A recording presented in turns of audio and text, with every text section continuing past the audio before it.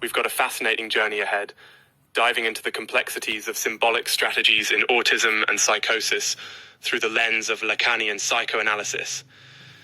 This episode explores the work of Mehdi Rafie on an intriguing topic: how an autistic child can create or dismantle the names of the father. Riveting, right? So let's get started. The core question Mehdi Rafie's paper tackles is the failure of traditional symbolic strategies, often encapsulated in the phrase "the name of the father," in cases of autism and psychosis. Why is this so significant? Well, you see, in Lacanian theory, the name of the father is a metaphorical function that anchors the symbolic order within an individual's psyche. Think of it like a societal and psychological scaffold that guides personal development. When this fails, the results can be quite profound. Let's break down what Rafie's findings tell us. First, the study highlights an interesting peculiarity: the rising incidence of autism in Iran. The paper suggests, and I present this for your reflection, not as absolute truth, that such statistics reveal a breakdown in these traditional structures. Specifically, it's about how the traditional name of the father dynamic is not working as it should in contemporary society there. Intriguing, isn't it? The methods? Oh, they're deeply rooted in psychoanalytic theories. Rafie leans into Jacques Lacan's work, presenting autism not merely as a deviance but as a structural peculiarity that's distinct from classical psychoses and neuroses. Yeah, there's an emphasis on autism creating a sort of battle against paternal symbolic functions. It's fascinatingly rebellious. Rafie points out that autistic individuals don't fully reject these paternal functions, like those with psychosis might. They don't simply repress them either, as might be seen in neurotic individuals. Nope. Instead, they experience something known as rejet, a kind of rejection that involves a unique form of symbolic maneuvering. Imagine being between accepting and utterly rejecting, a challenging position to be in. Now pause for a moment. This isn't to say that everyone must conform to these structures. It's just a framework to understand specific experiences better. We've got to be open to exploring these complex ideas further, right? Where was I? Right, so Lacanian theory has three primary symbolic mechanisms: foreclosure, repression, and denial.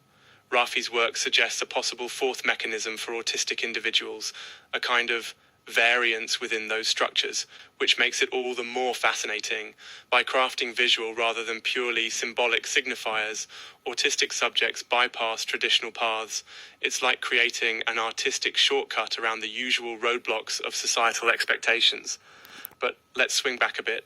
Societal changes, especially in Iran, as highlighted in Rafie's paper, suggest a shift in how these symbolic orders are perceived. In other words, that machine of society is acting like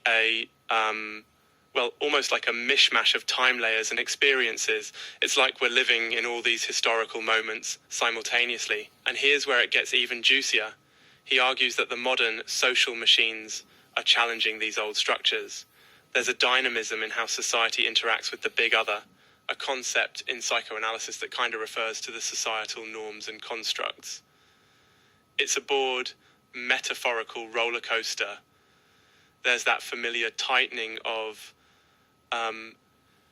expectations, but these are constantly shifting and morphing. Have you ever felt that we're constantly trying to outpace these societal frames? It's like pushing a boundary that never stays put. Oh, and there's also this notion, where were we, right? This idea that today's psychohistorians must always be alert to predict changes, offering a more atmospheric reading of societal shifts. Such a poetic turn, no? So, with Rafie's paper, we delve into the potential need for new approaches to autism therapy, beyond traditional Freudian or even classic Lacanian methods. There's mention of cinematic inspiration too, kind of an artsy angle to it. Jacques Demy's films are suggested as a source to understand creating new rhythms, like a musical space, to deal with psychological trauma. It's almost like finding a new dance in a rainstorm, instead of the old, repressive game of cat and mouse with the metaphorical rain. Demy's work offers a sort of musical refuge. And this imagery of umbrellas, a symbol that protects against potentially overwhelming floods of reality, What a concept. It's not about shielding completely, but engaging creatively with these forces. Anyhow, let me digress just a bit here. It's kind of like when you're trying to make the perfect souffle and suddenly realize, maybe I just need to enjoy the process. Not quite related, but it's about the journey, huh? Back to Rafie's insights. There's an exploration of metaphors and the idea that these children might develop their version of the symbolic protection by creatively redefining father figures. They're not stuck in the edifice of the past, nor victims of binary oppositions. Think a tapestry woven with new threads of subjective identity. Ultimately, we're talking about a profound transformation of the psychic landscape here.